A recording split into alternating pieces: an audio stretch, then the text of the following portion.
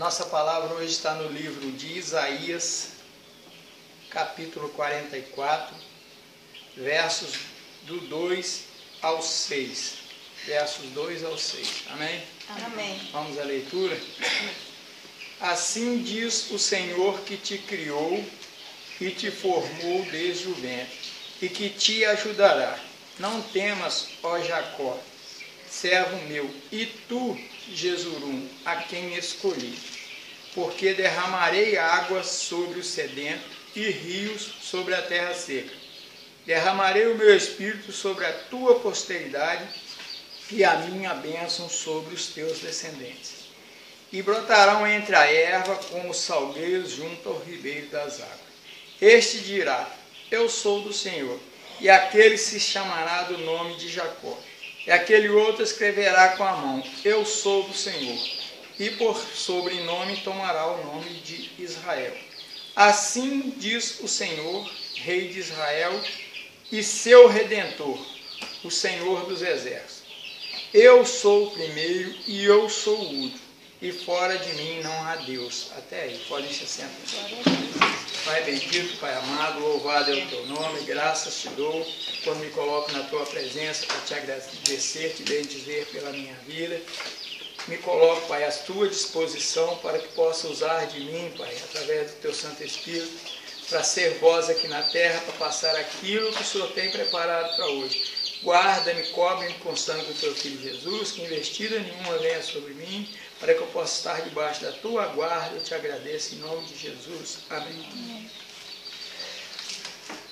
A palavra começa o Senhor dizendo, assim diz o Senhor que te criou. Quem não crê que é criatura de Deus, tem que entender agora que é uma palavra, que essa palavra foi dita há uns 4.500 anos. Uns 2.000 anos, 2.500 anos antes de Jesus nascer. E ele dizia assim, assim diz o Senhor que te criou e te formou desde o ventre. Ninguém nasce se Deus não quiser. As coisas só acontecem pela vontade de Deus. A nossa cachorrinha ficou grávida 2 vezes e não pariu nenhuma. Não tinha nada formado dentro do ventre dela. E quando o Senhor diz que te formou desde o ventre, é porque Ele fez. Ele colocou em você uma vida, um ser vivente. E ainda fala assim, que te ajudará. Não temas, ó Jacó, servo meu, e tu, Jesurum, a quem escolhi. O que quer dizer Jesurum? Pequeno Jacó. Quer dizer, um pequeno ser que ele escolheu para cuidar e tudo. Porque ele mesmo diz que formou a nação de Israel, que foi uma promessa que ele fez lá atrás a Abraão, que Abraão seria o pai de muitas nações, que não, Abraão podia olhar para o céu, que não conseguiria contar a quantidade, pela quantidade de estrelas, Abraão ainda não conseguiria contar quantos seriam da descendência dele. E esse povo foi separado para ser um povo eterno, porque desde lá do começo, lá em Adão, o homem foi criado para ser eterno. O homem não foi criado para morrer hoje com 50, 60 ou qualquer idade. Morre-se hoje, basta estar de olho aberto. Então o homem era preservado para a vida eterna. O homem foi criado para a vida eterna, como os anjos foram criados para a vida eterna.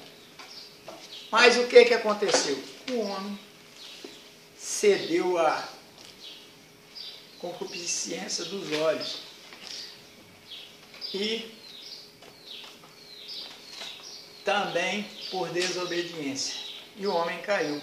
Mas mesmo assim, diz Deus aqui, que criou para ser um povo eterno. Quer ver onde está isso? No verso 7 diz assim, e porá em ordem perante mim, desde que ordenei um povo eterno. Ele diz assim, quem chamará como eu enunciará isso e porá em ordem perante mim, desde que ordenei um povo eterno. E diz, este que anuncia as coisas futuras e as que ainda hão de vir. Deus, 150 anos antes de Ciro, que ele botou Ciro para ir guerrear contra os Nabucodonosor e vencer e destruir Babilônia, ele anunciou 150 anos antes. Foi quando ele estava falando isso aqui para o povo de Israel, que ainda ia acontecer no futuro. E ele bota assim: não temas, ó Jacó, servo meu, e tu, Jesurum, a quem escolhi. Quer dizer, o Senhor escolhe o homem. O homem é que não escolhe Deus. E no verso 3 ele coloca assim: porque derramarei água sobre o sedento e rios sobre a terra seca. Derramarei o meu espírito sobre a tua posteridade e a minha bênção sobre os teus descendentes. O que é uma pessoa sedenta? Derramarei água sobre o sedento. Ele diz aqui: derramarei. Ele não diz que ia pegar um conta-gotas, ou que ia dar um copo d'água, ou que ia dar gotinhas de água. Ele diz: derramarei, derramarei com abundância. E o próprio Deus abriu a boca e diz aqui: eu derramarei. Ele não falou que vou mandar o outro derramar. Tá? Derramarei água sobre o sedento.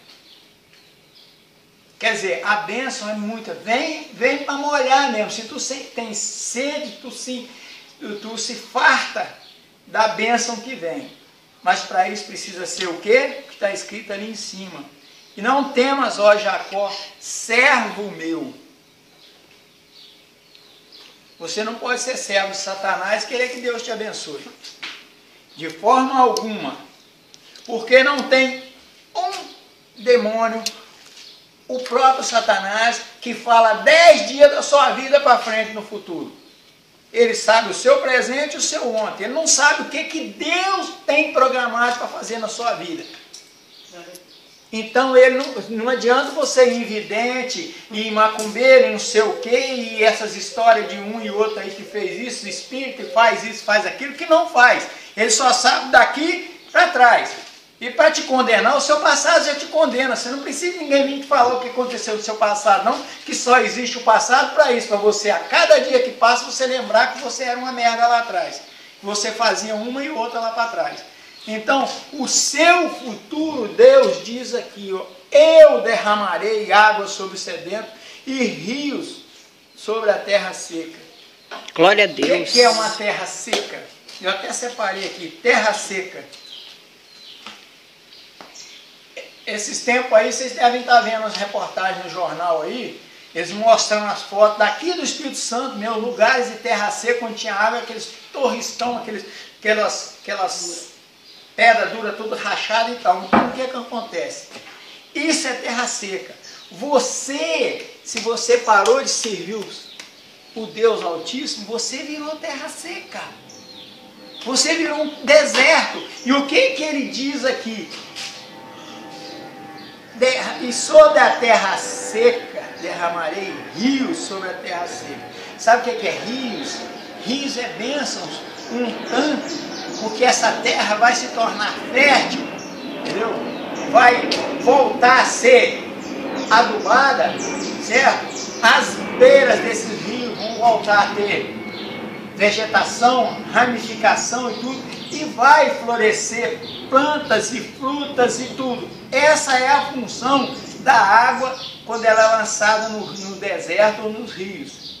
Isso aqui porque aquela região de lá, do Egito, da África, lá é assim. Na época da seca é quente demais, então fica 6 meses que lá tudo riscado lá dos avessos. Mas quando vem as torrentes de ventania e chuva, vem muita chuva. Aí o que acontece? O Senhor fala com isso aqui em referência a isso, que ele faz isso com o pessoal de lá que sofre naqueles desertos da Arábia, daquela região lá. Então, quando ele quer abençoar, ele manda água. Quando ele não quer, ele faz igual ele fez na época de Elias, que ele deixou 3 anos e meio sem mandar água, sem mandar chuva. Deixou secar. Agora, ele faz do jeito que ele acha melhor. Ele diz: porque derramarei água sobre o sedento e rios sobre a terra seca. derramarei o meu espírito sobre a tua posteridade e a minha bênção sobre os teus descendentes. Então entenda o que Deus quer dizer aqui. Se você é um servo hoje, você não tem filhos, se você continuar servindo ao Senhor, for fiel, não se desviar nem para a direita nem para a esquerda, Ele, além de te abençoar, você que está como um rio seco e terra turriscada, Ele vai te abençoar, te fazer ser fértil de novo, e ainda vai abençoar a tua posteridade, os seus descendentes. Ele diz aqui que derramarei o meu espírito sobre a tua posteridade. E isso acontece hoje. Quando Jesus veio, Ele morreu na cruz por nós, pagou o sacrifício, que Deus não tinha nada melhor lá no céu para mandar em favor do homem, em favor de nós.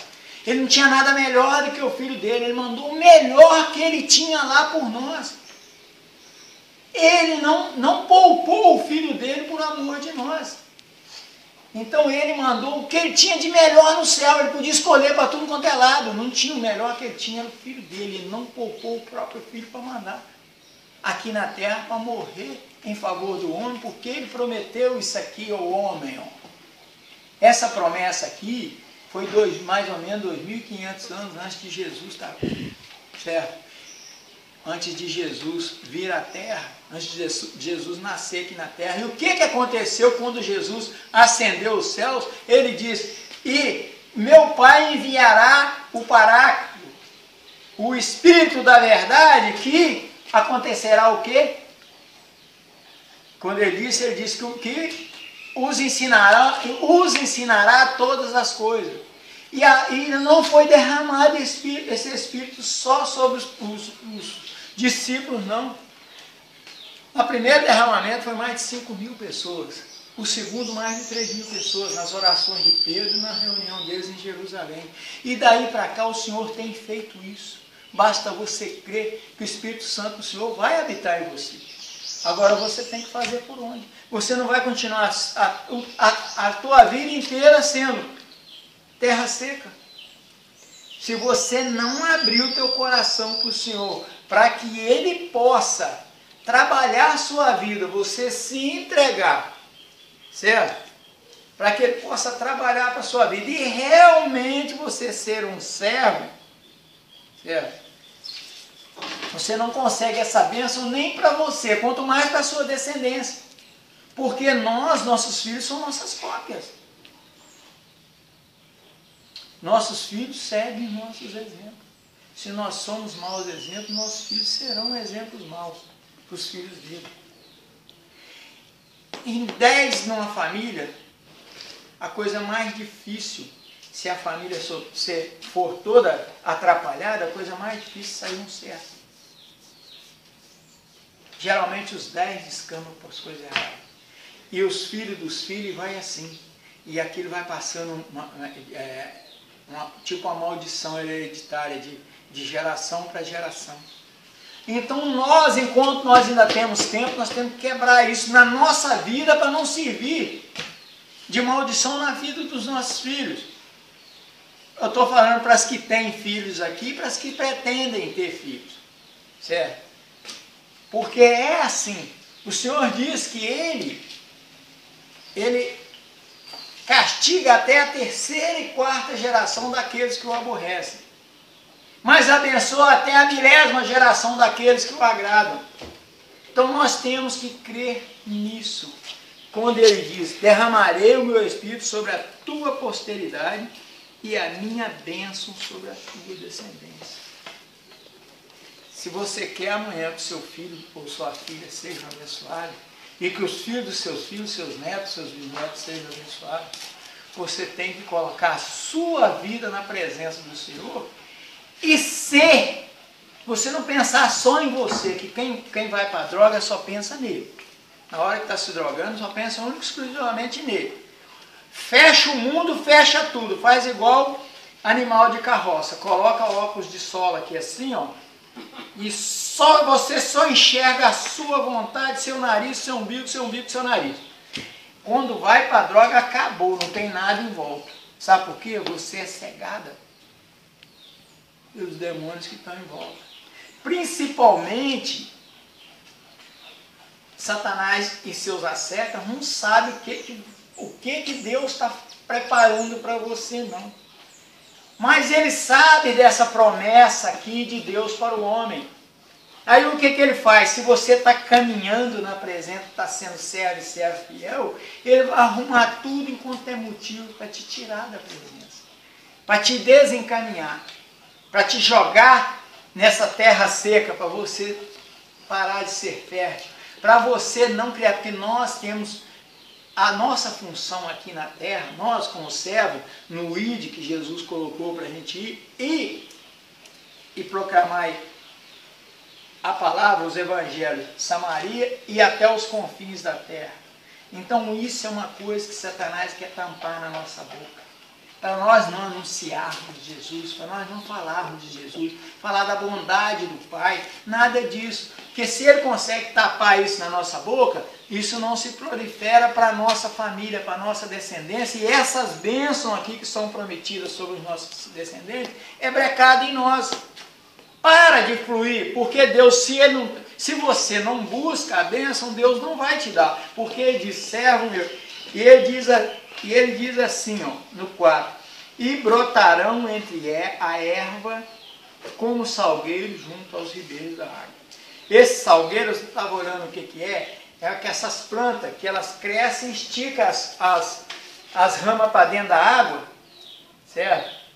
E chama-se plantas aquáticas, elas nascem na beirada aqui, em raiz aqui, mas as ramas soltam para dentro do rio, quer dizer, estão sempre se refrescando, estão sempre sem precisar de se molhar, porque tem a água, está sempre sendo refrigerada. E ele diz aqui, ó, e brotarão entre a erva. O que quer dizer isso? O que é erva?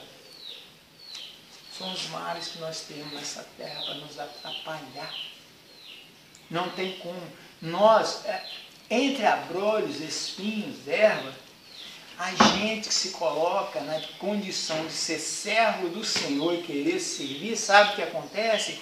Esses espinhos vão tentar entrelanhar, enlaçar essas ervas ruins, vão tentar enlaçar a gente para segurar, para não deixar a gente crescer na presença do Senhor, que é o que acontece. Quando tem uma planta boa nascendo no meio do espinheiro, ele tenta de todo jeito sufocar aquela planta e prevalecer sobre aquela planta para matar ela. Mas, se você é um servo, o que o Senhor faz? Ele diz, ó, e brotarão entre a erva, não importa, vai brotar, vai nascer, vai passar por aquela dificuldade, vai crescer e vai estar na presença do Senhor.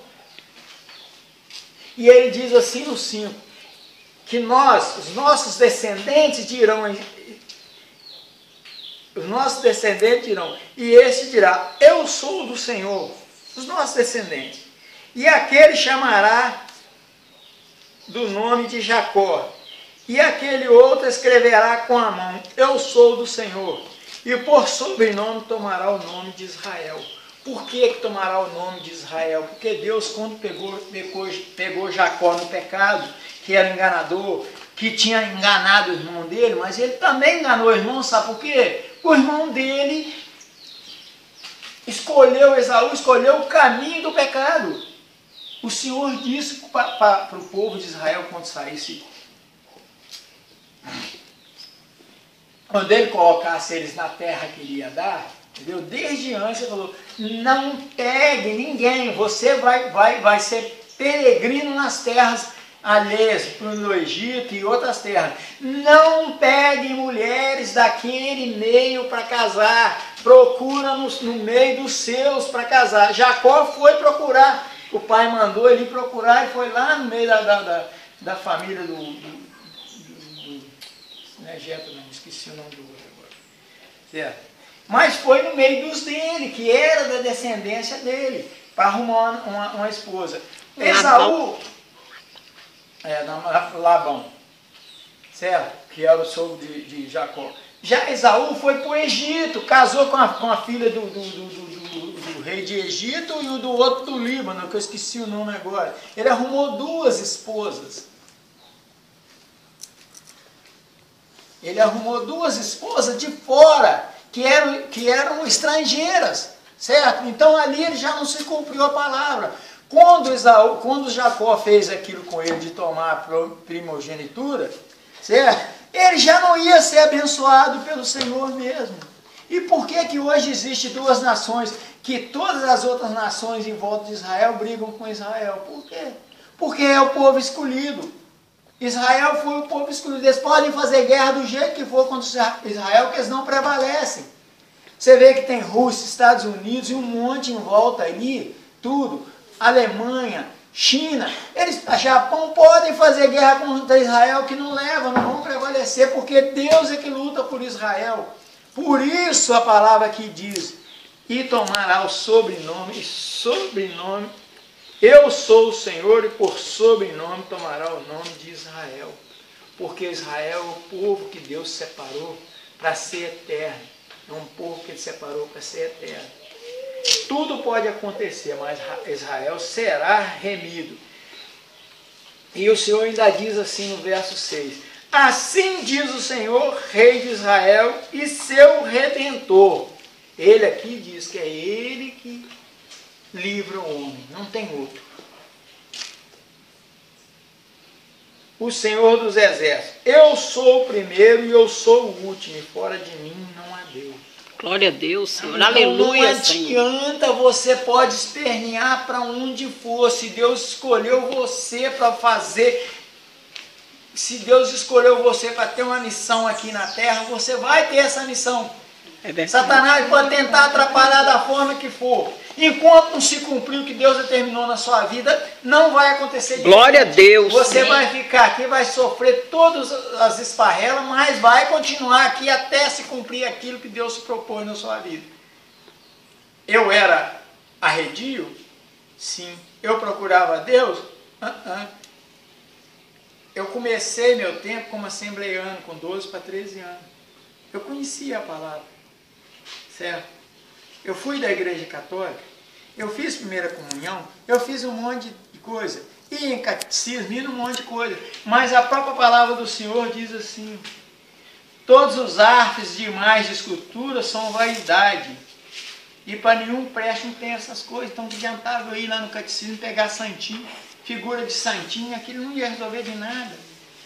Hoje, os adoradores de imagem adoram diferente. Hoje eles adoram a imagem no Facebook, eles se adoram a sua própria imagem no espelho, eles, uma academia, os adoradores de imagem somos nós próprios, mas fazemos de outra forma. Esquecemos de adorar o Deus que tudo pode. É verdade, Senhor. Esquecemos de olhar para a imagem do Senhor, para a imagem da cruz, de quando Jesus foi lá ser crucificado, todo machucado, todo arrebentado, todo moído. E ele foi moído por nós. E ele foi assim mesmo, sabendo que ele ia ser moído por nós. Ele sabia a missão dele, e nem assim ele negou Deus. Só o Senhor é santo, Senhor, só o Senhor é justo. Ele creu no Pai dele. Toda honra, toda glória, todo louvor, Senhor. Esse mesmo Pai que nos promete aqui, porque derramarei água sobre sedento e rios sobre a terra seca. Derramarei o meu espírito sobre a tua posteridade e a bênção sobre os teus descendentes. Vocês acham que hoje eu busco aqui alguma graça para mim? A minha graça pessoal é estar na presença do Senhor. Glória a Deus, é ter Senhor. certeza que eu estando na presença do Senhor, eu estou buscando a minha salvação própria. Agora a outra preocupação é essa aqui, ó, e a minha bênção sobre os teus descendentes. Eu tenho que deixar um legado aqui, tanto eu quanto a pastora Rosana, para os nossos filhos e para os nossos filhos. Verdade, Senhor. E para os netos dos nossos netos e outras gerações que nós não sabemos se o Senhor Jesus vai voltar hoje, daqui a 10 minutos, daqui a 10 anos, daqui a 10 mil anos.